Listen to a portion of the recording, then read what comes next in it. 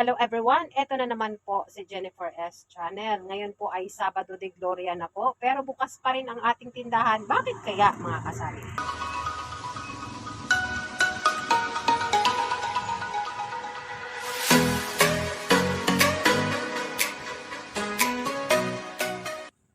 Hello mga kasari, magandang hapon po sa inyo lahat. So for today's video, eto Sabado na po ngayon, bukas pa rin po ang ating sari-sari store. Ayan, bukas pa rin tayo. So ano bang ginawa, ano bang meron sa Sabadong ito tayo ay nagbubukas pa rin, no?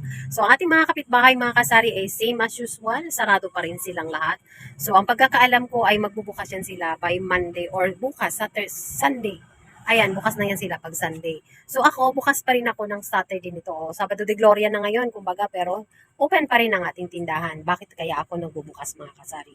Ang dahilan kasi, dahil di ba kahapon, wala sila, sarado silang lahat. So naubos yung ating bigas. As inubos mga kasari, ito na lang ang natiraw sa kahapon ko na stocks na sobrang dami dito banda. So ang ginawa natin mga kasari ngayon ay kasi nga gusto natin ang ating tindahan ay laging attractive, laging mapapansin ng ating mga customer. So binago na naman natin ang ating pwesto arrangement sa ating tindahan. So dito na area kahapon kung napansin nyo, etong area na to ay puro bigas. So bigas dito, hanggang dito yan mga kasari. So naubos ko yung lahat. So thank you Lord dahil naubos natin ang ating stocks at dahil naubos ng ating stocks, so naisip ko babaguhin ko na lang.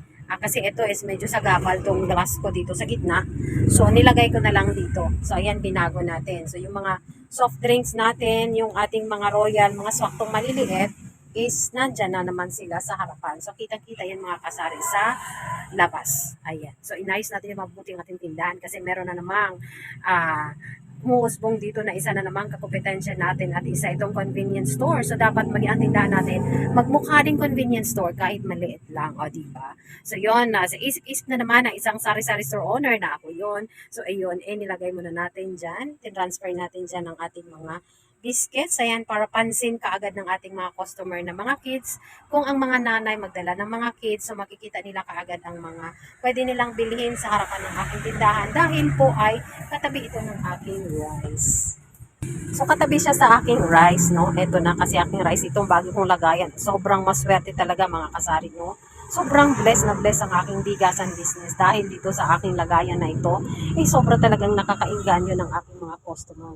So, inaanyayahan ko rin kayo mga kasari na kung inyong mga lagayan ay luma na, magpagawa na rin kayo ng bago. Kasi huwag kayong manghinayang sa gastusin nyo mga kasari sa inyong mga labor and cost materials dito. Kasi nakakadagdag benta, nakakadagdag kita sa ating tindahan kapag magandang ating mga lalagyan sa ating mga paninda. Like yung bigas, kasi yung bigas is gusto ng customer natin.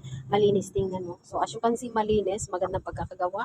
Kaya siguro naging mabenta ang aking bigas. At naubos nga dito kahapon yun mga kasari mo. At ito na nga lang ang natira, ayan o.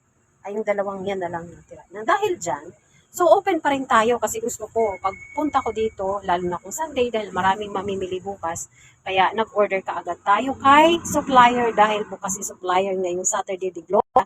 Kaya nag-order tayo na bago nating stocks. At eto na nga mga kasari, eto na ating panibagong stocks ngayong araw ng Sabado.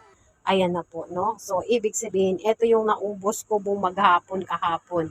Dalawang file dito ang naubos namin, mga kasari. At ito na ang aking panibagong rolling sa aking benta doon kahapon, no? So, nag-rolling kaagad tayo. Hindi natin po pwedeng na ang benta natin, hindi natin ipamili kaagad. Ipamili kaagad para kikita ulit ito, no? Kasi kung gagastusin mo ito sa ibang bagay, so hindi mo mai-rolling agad. So, baka mapunta pa sa iba ang puhunan natin. Kaya, binili ka agad natin ng panibagong stocks. Kasi nga, yung natira natin, ay yan na lang ang kahapon ko na stock. So, eto yung ating bago ngayon. So, meron tayong Princess Bea, Master J, yung ating magandang bigas na hasmin, yung green.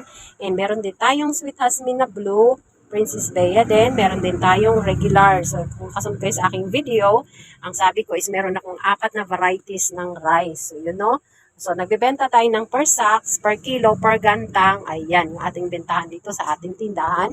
And ito kasi yung ating lalagyan sa harapan, as you can see, is direkta kaagad kay customer na ayan, meron tayong per sako dito sa side. So, dito natin nilagay Kasi kung dito sa gitna, masyadong alanganin tayong magkikikilos sa ating tindahan.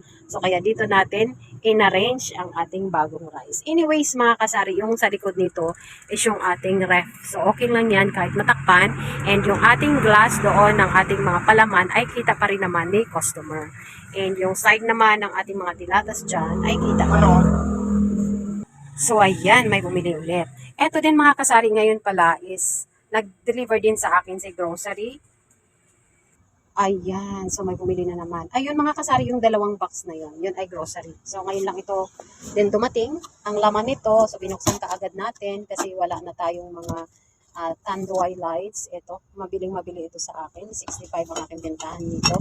So murder ako dito kay grocery. Ayan, kay grocery ng isang box na lights and isang box din na primera. So hindi pa natin na-open yan kasi meron pa tayo sa ating display. And ito yung isang box din ito. Ayan, hindi pa rin natin nabuksan.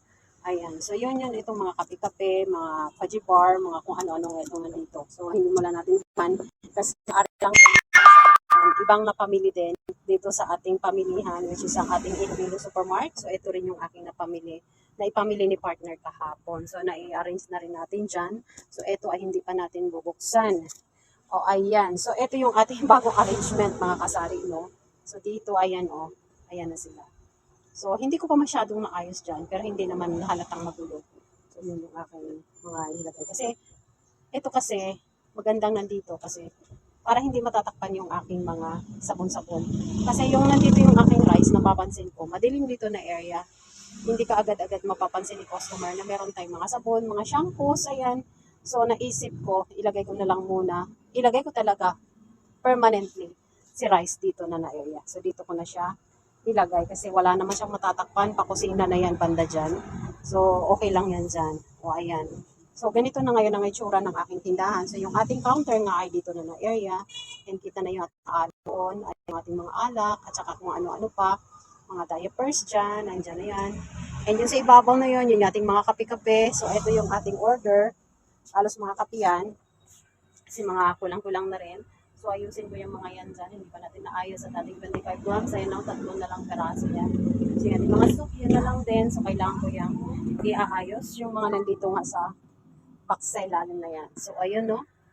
Yun yung ating bagong ayos dito sa ating tindahan. Kailangan kasi mga kasari, kapag meron kang sari-sari store, hindi wag kang tatamarin mag-ayos ng yung mga paninda. Lalo na't marami kayong mga katabing mga sari-sari store sa inyong area.